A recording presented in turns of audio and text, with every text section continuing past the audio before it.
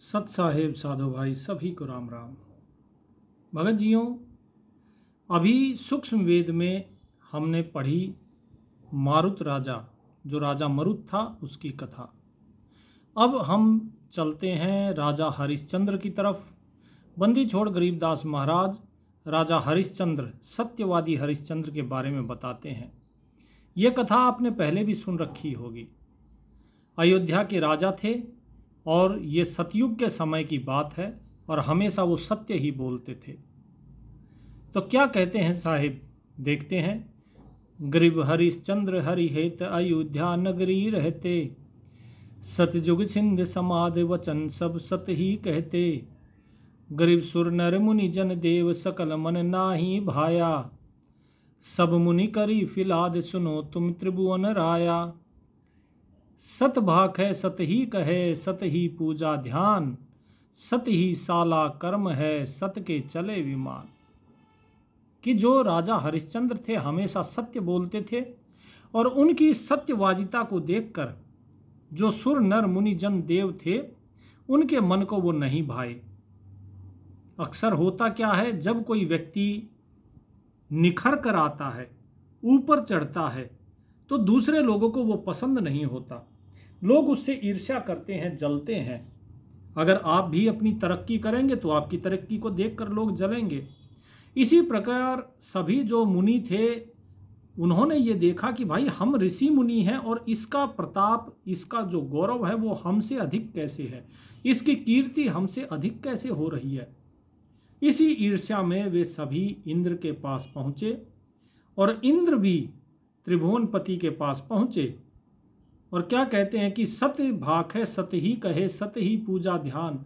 कि ऐसा कहा जाता है कि जो राजा हरिश्चंद्र है वो केवल सत्य कहता है, सत्य ही की पूजा करता है, सत्य का ही ध्यान करता है, सत्य ही साला कर्म है सत्य के चले विमान।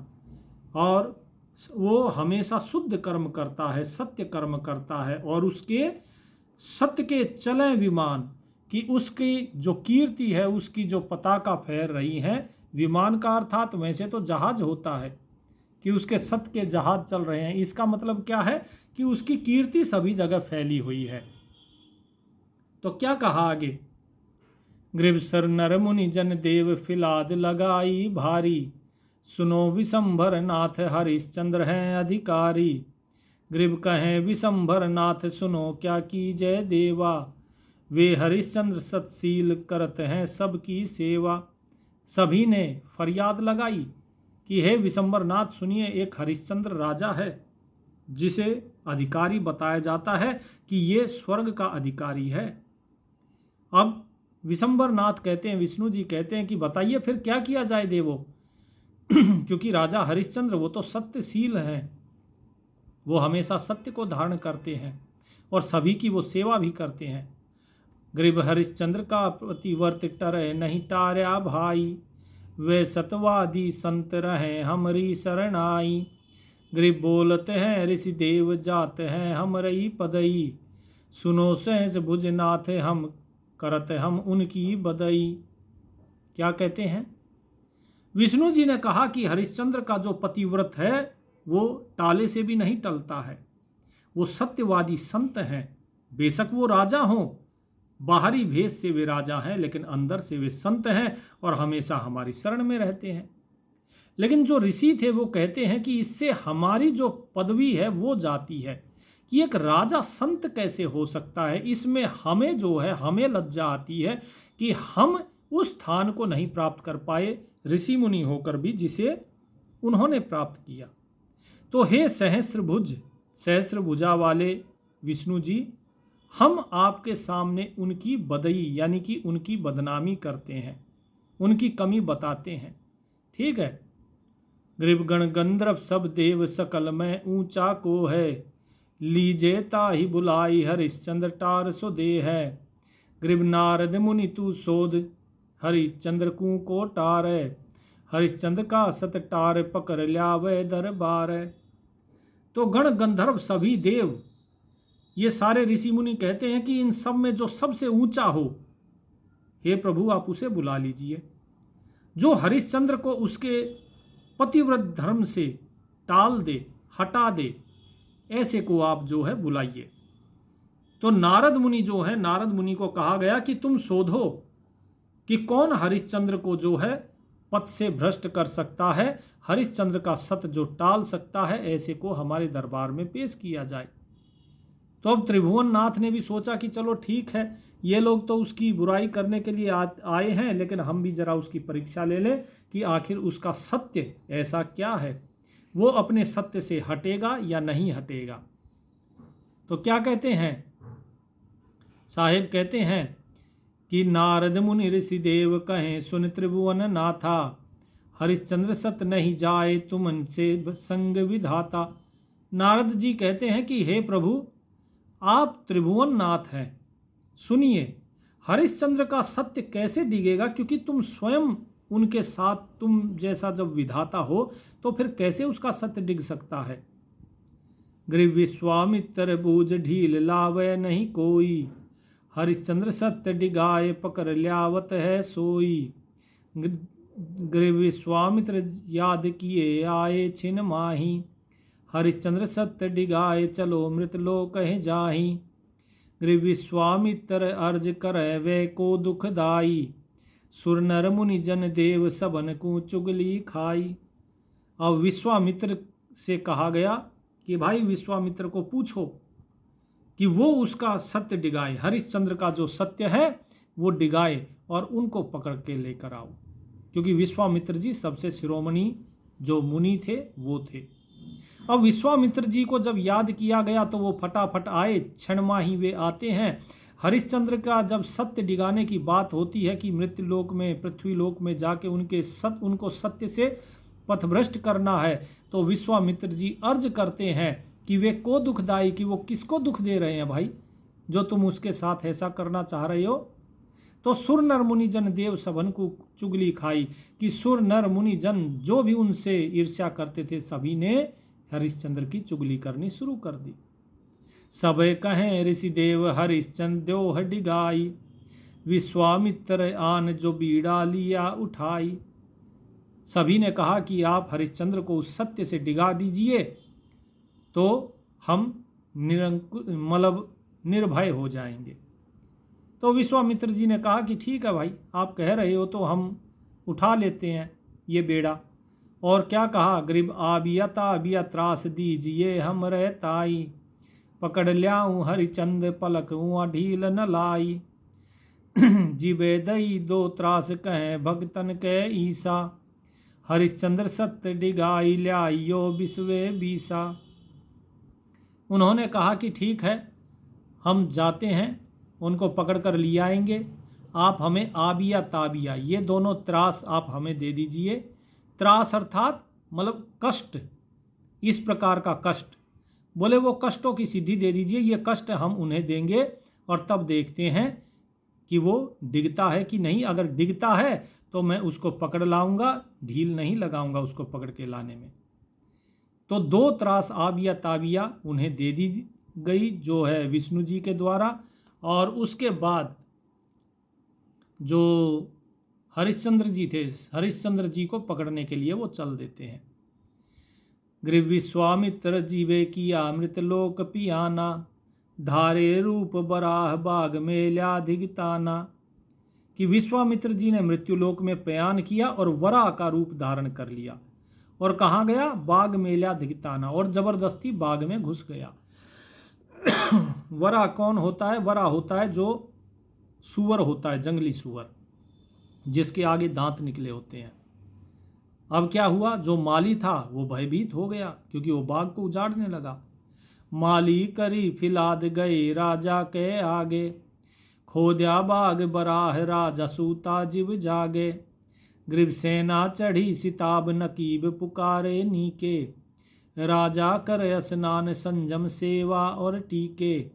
ग्रीव राजा पहरे पोशाक अग्र के बाण मंगाए, हरिचंद चढ़े शिकार अनंत ताजी पिड़वाए।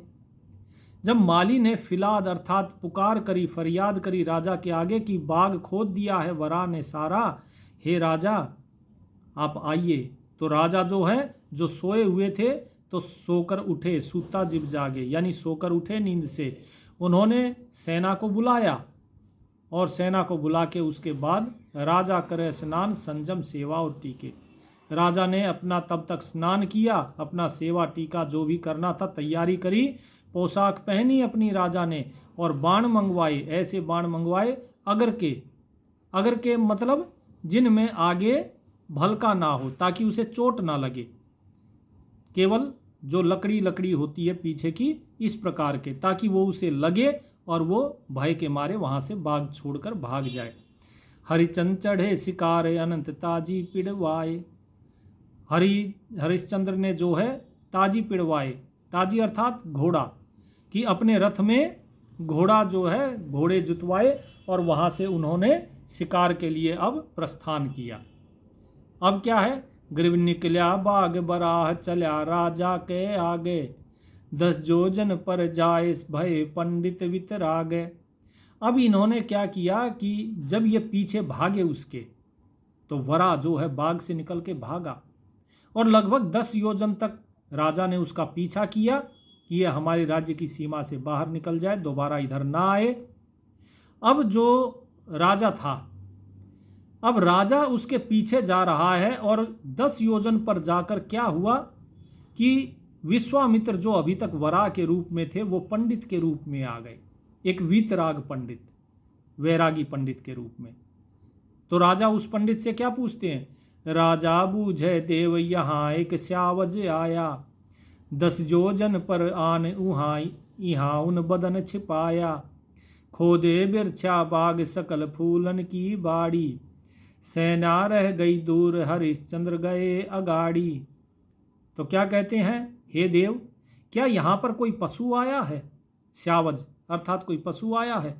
10 योजन पर आकर उसने यहाँ पर अपना बदन छिपाया है, अर्थात अपने आप को यहाँ पर उसने छिपाया है, कहीं वो यहीं छिपा हुआ है। उसने सारे वृक्ष जो बाग है सब कुछ खोद डाला और अब वो यहाँ पर आ गया, सारी फूलों की बाड़ी उसने खराब कर दी, मेरी सेना पीछे रह गई है और हरिश्चंद्र आगे आ गए थे।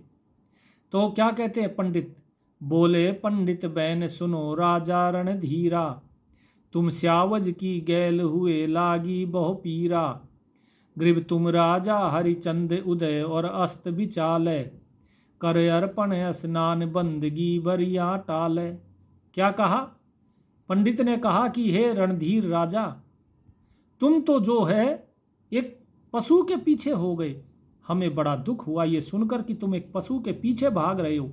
अरे तुम तो उदय से लेकर अस्त तक केवल तुम्हारा ही राज है, तुम चक्रवर्ती सम्राट हो, एक चक्रवर्ती सम्राट होकर और तुम एक पशु के पीछे भाग रहे हो। तुम्हें तो अपना अर्पण स्नान बंदगी ये सब करना चाहिए था, तुम अपनी बंदगी को छोड़कर और यहां भाग कर आ गए एक पशु के पीछे। तो क्या कहा, ग्रीव राजा ताजी बांध बिरच सो तब ही दीना।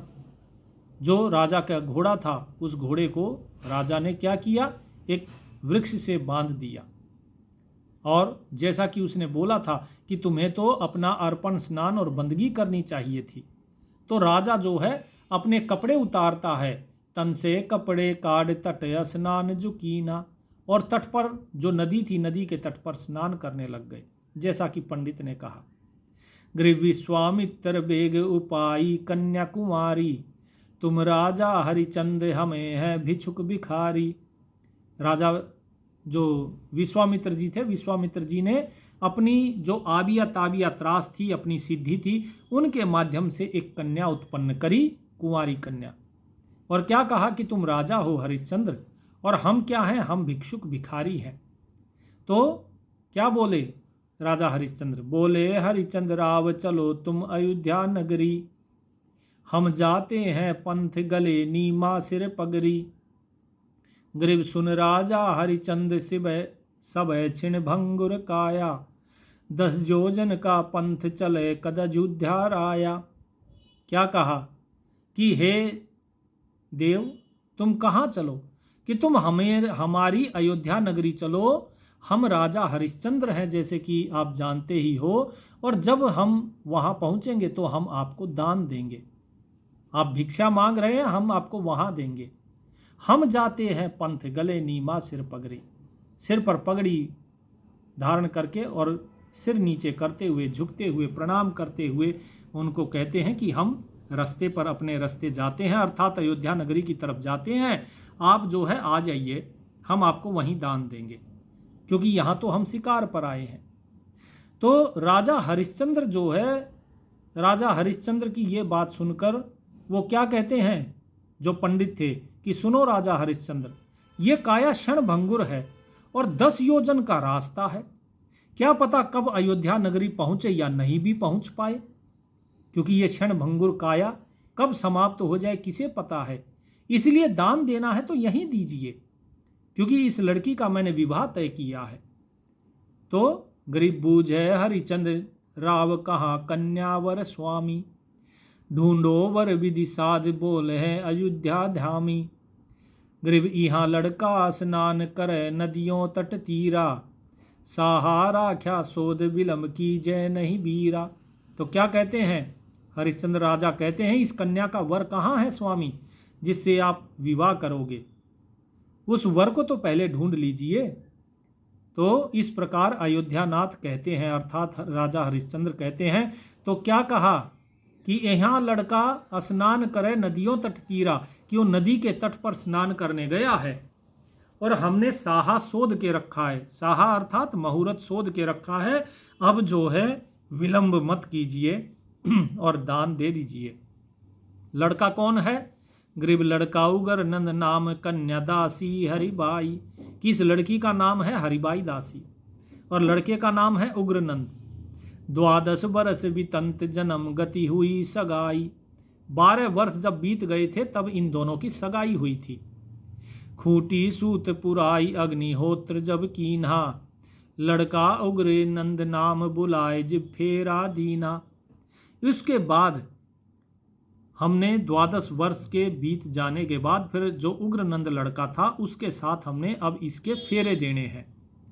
तो अब राजा तुम ये फेरे होने हैं, विवाह होना है, अग्निहोत्र होना है। ये जो अग्निहोत्र अब किया है अर्थात यज्ञ, यज्ञ में समिधा डाली जाती है, फेरे दिए जाते हैं, कि अब ये सब कुछ जब होना है तो आप इसके लिए दान दीजिए। जिस प्रकार कन्यादान दिया जाता है, आप भी कहीं लड़की के विवाह में जाते हैं तो कन्यादान देते हैं, तो वही चीज़ यहाँ बता रहे हैं कि कन्यादान आप भी दीजिए।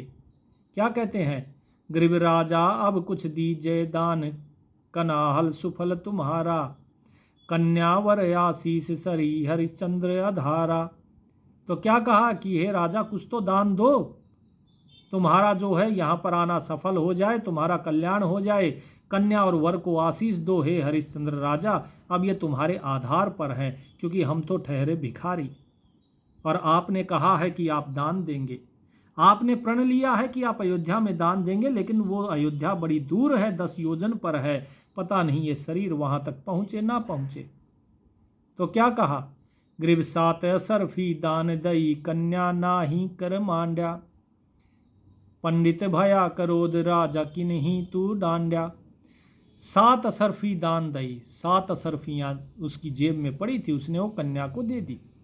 तो इस बात पर पंडित जो है वो क्रोधित हो गया कि हे राजा तू तो बड़ा दुष्ट है, क्योंकि केवल 7 असरफी, एक राजा होते हुए भी क्या तू हमारा अपमान कर रहा है? बोले हरिश्चंद्र बैन, क्या कहा राजा हरिश्चंद्र ने? बोले हरिश्चंद्र बैन मिश्र यो लीजे घोरा, अयोध्या माल अपार यहाँ मैं लाया थोरा। कि हे मिश्र अर्थात हे पंडित जी, यहाँ पर तो मेरे पास केवल इतना ही है, अयोध्या में जो माल है वो अपार है, वहाँ मैं आपको दे दूंगा। आपको अगर वहाँ चलने में दिक्कत है तो आप ये घोड़ा ले लीजिए मेरा, और मैं पैदल चल देता हूँ। फिर क्या कहा? गरीब तन मन धन लिख दे, वहाँ ही चल कर ले हूँ, वर कन्या मर जाहि तो ही मैं श्राप दे हूँ। कि भाई 10 योजन है, और 10 योजन में पल पल में जीवन का भरोसा नहीं, क्या का क्या हो जाए। इसलिए तुम अपना तन मन धन सब कुछ पहले लिखो, उसके बाद ही मैं तुम्हारे साथ चलूंगा। और ये कन्या, ये वर अगर मर गया बीच में कोई इतनी लंबे सफर में, तो बताओ फिर मैं तुम्हें श्राप दूं या नहीं दूं? मैं तुम्हें श्राप अवश्य दूंगा। तो क्या कहते हैं फिर आगे साहिब बताते हैं कि राजा हरिश्चंद्र ने तुरंत लिख दिया सब कुछ। सतवादी हरिचंद्र लिखत कुछ ढील न लगाई। ठीक है, कोई ढील नहीं लगाई। तन मन धन सर्वस देह कन्या के ताई, कि अपना तन मन धन सब कुछ कन्या के नाम पे कर दिया। ग्रीब ऐसे छल बल कीन छले राजा हरिचंदा, बांधी मसक अड़ाए गलो बिच डारे फंदा। तो इस प्रकार से छल किया हरिश्चंद्र के साथ किसने? विश्वामित्र जी ने, एक पंडित के रूप में। और उसके बाद क्या किया? उसके बाद जो राजा था, राजा के गले में फंदा डाल दिया, रस्सी उसके गले में बांध दी, उसे अपना गुलाम बना लिया। क्यों? क्योंकि तन मन धन सब कुछ उन्होंने लिख दिया था कि ठीक है मैं दूंगा, मेरा तन मन धन आपका हुआ। अब जब ये सारी चीजें लिखवा ली तो उन्होंने क्या किया कि जो घोड़ा था, घोड़े के साथ उसे बांध दिया राजा को, और घोड़े के आगे आगे उसे चलाना शुरू कर दिया उसके गले में फंदा डाल के। और जो पंडित थे वो घोड़े पर सवार हो गए। ग्रीब मिश्र भय असवार राव आगे धर लीना, पंडित को क्या दोष मैं ही सर्वस लिख दीना। ग्रीब सेना पहुंची आए मिश्र को मारन लागे, राजा हारो वचन दिए क्यों दान अभागे।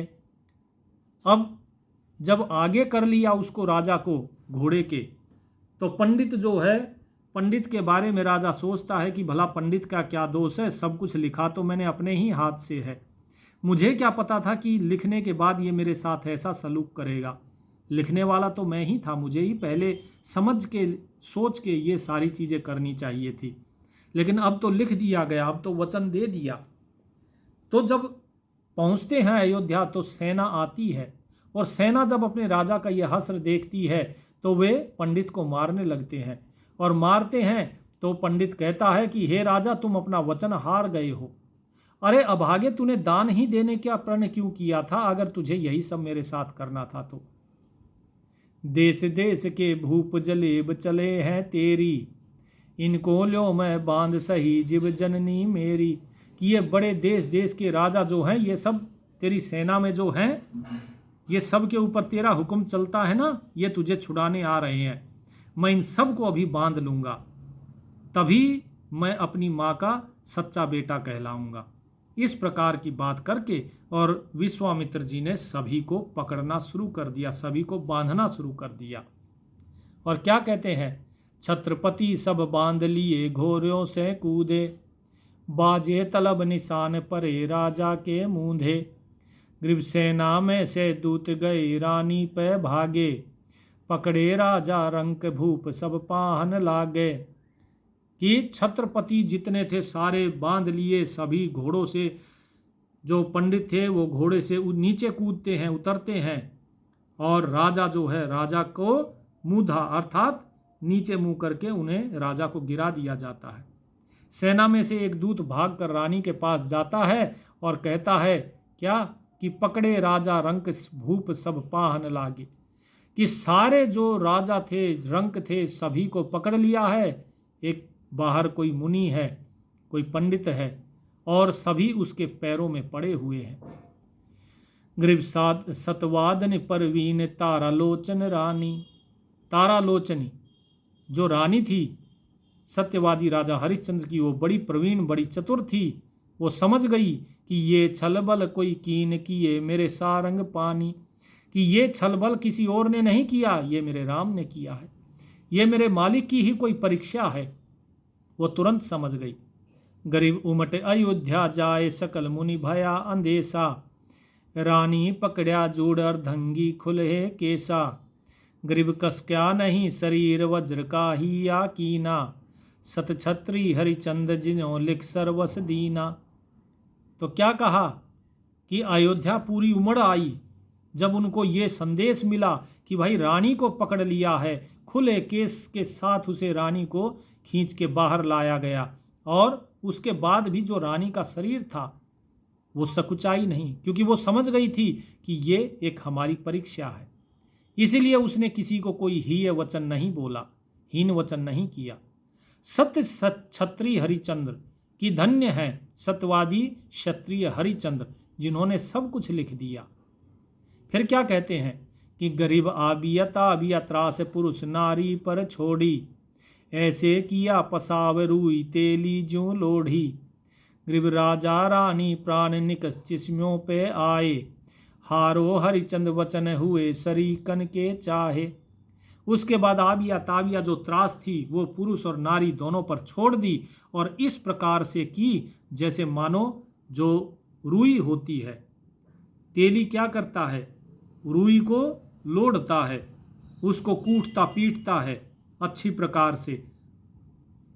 तेली के पास जब रुई जाती है तो जो कपास होता है, कपास से जब रुई निकाली जाती है तो उसमें से कपास जो कहते हैं ना बिनोला, उसे निकाला जाता है और उसका तेल निकाला जाता है। तो जिस प्रकार से तेल निकालते हैं, निचोड़ते हैं, उसको मसलते हैं, कूटा जाता है, ठीक इसी प्रकार राजा और रानी के साथ भी इसी प्रकार का व्यवहार होने लगा। और ऐसा लगा राजा रानी के प्राण मानो उनकी जिसमें उनकी आंखों में निकलाए हों, उनकी आंखें बाहर निकल आएंगी अभी। इस प्रकार का त्रास, इस प्रकार का कष्ट राजा और रानी को होने लगा।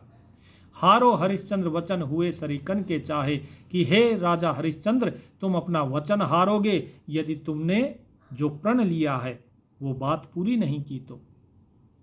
ग्रीब बोले रानी वचन सुनो राजा परवानी, जे तुम हारो वचन परो नरकन की खानी। कहा राजरु पाट वचन साधन नहीं कोई, हारे सर्वस जाए वचन को राख समोई। अब ध्यान से समझिए रानी क्या कहती है, कितनी चतुर है तारालोचनी रानी। वो राजा से कहती है कि हे राजा, तुम अपना वचन नहीं हारना, अगर तुमने अपना वचन हारा तो परो नरकन की खानी, तुम्हें नरक में जाना होगा। इसीलिए जो वचन दिया है, जो आपने वादा किया है, उसको निभाओ। ये राजपाट क्या है? ये राजपाट तो कुछ नहीं है। वचन सा धन नहीं कोई, वचन जैसा कोई धन नहीं है। इसीलिए कबीर साहिब बार बार कहते हैं कि वचन को सोच समझ के बोलना चाहिए, और वचन जब बोलते हो तो उसे पूरा करना चाहिए। इसीलिए साहिब कहते हैं मौन धारण करो, अगर बोलो तो बहुत सोच समझ के तोल मोल को बोलो, नहीं तो बोलना ही नहीं है। हारे सर्वस जाए, अगर वचन हार गया तो सब कुछ चला जाएगा। वचन को राख समोई, इसलिए अपने वचन को आप संभाल के रखो। इतनी त्रास, इतना दुख देने के बाद भी रानी इस प्रकार की बात राजा को कहती है। गरीब दैया बिया त्रासता बिया प्राण उड़ाए, सुन राजा हरिचंद्र आन रानी समझाए। प्राण करत हैं दान रानी पंडित स्यों बोले, सुन राजा हरिश्चंद्र की वे तुमरा चित डोले। गरीब कहाँ रहे कली माही बचन जो हारहि राजा, वे भगतन के ईश समारे सब विधि राज काजा। क्या कहती है रानी? रानी कहती है कि देखो, इसने आबिया त्रास दी हमें, इन्होंने ताबिया त्रास दी, हमारे प्राण जो है वो निकलने को हैं। लेकिन हे राजा हरिश्चंद्र सुनो, मैं तुम्हें समझा रही हूं। प्राण करत हैं दान, रानी जो है वो स्वयं फिर पंडित को बोली कि हम अपने प्राण भी आपको दान में दे रहे हैं, आप प्राण लेना चाहो तो ले लो। और हे राजा हरिश्चंद्र सुनिए कि वह तुम्हारा चित डोले, कि हमारे प्राणों के लिए तुम्हारा मन नहीं डोलना चाहिए। ये मत सोचना कि मेरी रानी के प्राण संकट में है, नहीं। कहाँ रहे कली माही वचन जो हारहि राजा, कि बताओ तुम कहाँ रहोगे इस संसार में जब तुम अपना वचन हार जाओगे तो क्या मुंह दिखाओगे। वे भक्तन के ईश समारय सब विधि काजा, उस परमात्मा का ध्यान धरो, वे भक्तों के भगवान है, भक्तवत्सल भगवान है। वो सभी कार्यों को आपके समारेंगे, सही करेंगे, वो कोई कार्य गलत नहीं करेंगे। क्या कहते हैं? सुन अर्धंगी नार तारालोचनी रानी, प्राण मुक्ति होए जाए पीवे नहीं चलवा पानी। मैं राजा हरिश्चंद्र वचन हारूंगा नाही, अनेक त्रास तू देह नहीं हमरे सत जाही। ग्रीब तन मन लगी कसी से प्राण नैनों से निकसे, हरिचंद हारो वचन जाहि छोड़े तुम बख्शे। क्या कहा? तो राजा कहते हैं कि सुनो अर्धंगी नार, हे तारालोचनी रानी सुनो, मेरी प्राण चाहे निकल जाए, चाहे तुम्हारे प्राण निकल जाए, लेकिन फिर भी मैं एक चल्लू पानी भी नहीं पीऊंगा अब इस राज्य का, क्योंकि मैंने ये दान दे दिया। ये राज्य, ये तन मन धन सब कुछ इनको दान दे दिया है, इसीलिए मैं अपने प्राण भी दे दूंगा, लेकिन एक चुल्लू पानी भी नहीं जल इस राज्य का अब मैं ग्रहण करूंगा। मैं राजा हरिश्चंद्र हूं, मैं अपना वचन नहीं हारूंगा। हे पंडित, तुम जितने हमें त्रास दे सकते हो तुम उतने त्रास दे लो, लेकिन हमारा सत्य नहीं डिगेगा।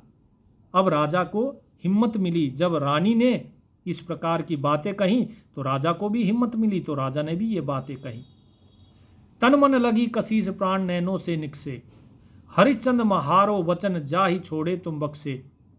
क्या कहा कि तुम्हारे नैनों से तुम्हारे प्राण निकल जाएंगे। हे हरिश्चंद्र, तुम अपना वचन हार जाओ, नहीं तो तुम्हारे प्राण निकल जाएंगे। अगर तुम अपना वचन त्याग देते हो तो मैं तुम्हें छोड़ दूंगा, बख्श दूंगा। निकसत प्राण जुबान रानी एक सैन करंती, सुन राजा हरिश्चंद्र चले हम ये कह पंथी।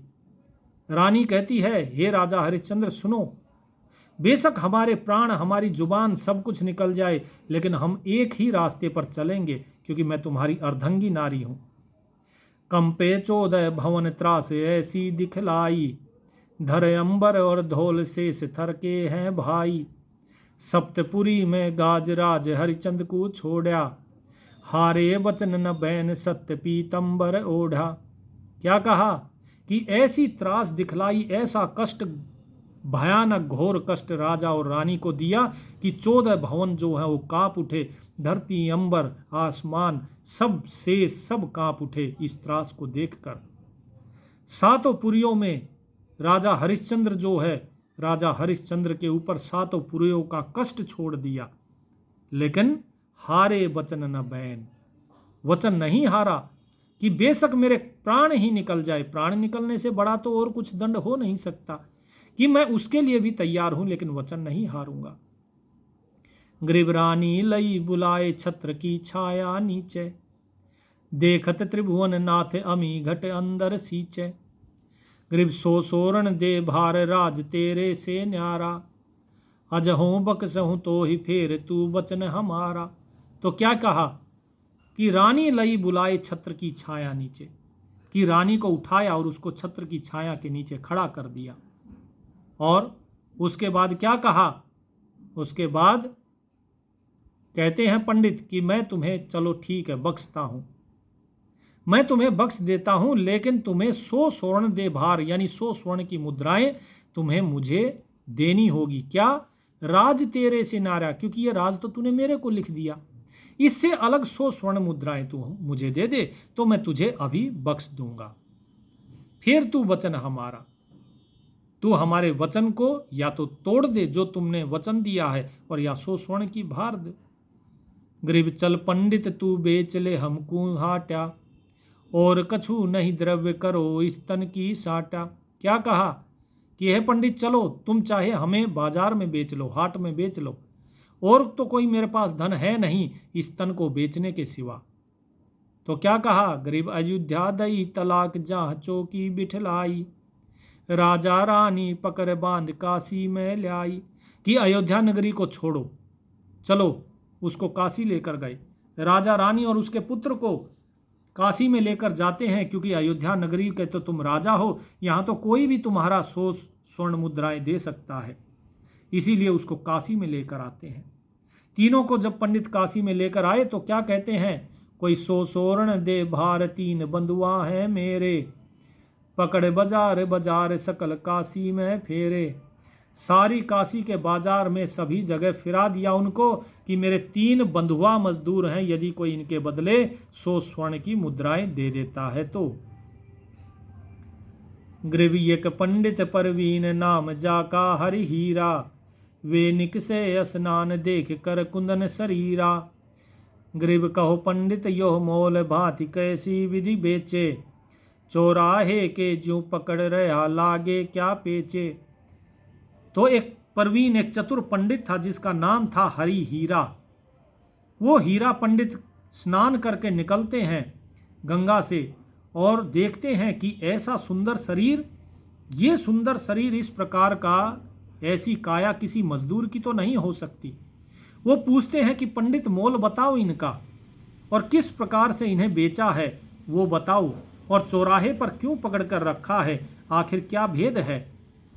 ग्रीब काशी उमटी यान सकल सब भई इकट्ठी, बंधुआ ल्योह छुड़ाए रूप ऐसा नहीं दीठी।